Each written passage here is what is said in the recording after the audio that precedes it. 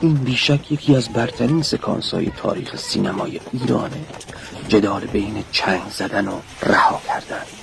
در این سکانس می‌بینیم که دبه ماهی‌ها سرنگون میشه و همشون روی زمین پخش میشن.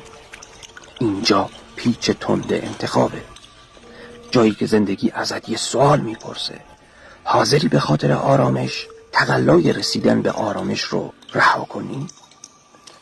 حاضری به خاطر شفای درون ترس ها و وابستگی ها و آرزوهات رو بیخیال شی؟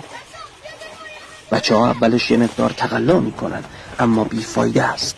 تقدیر مثل یک سیلی سنگین میخوره تو صورت معصومشون. هرچی بیشتر میگذره مرگ ماهی ها نزدیکتر میشه. پس بچه ها باید اون تصمیم تلخ و دردناک رو بگیرن.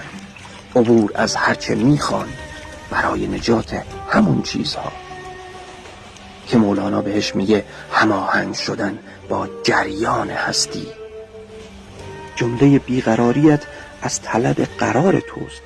طالب بیقرار شو تا که قرار آیدت. ما تخت پاره های کشتی رو چسبیدیم در حالی که سهممون دریاست.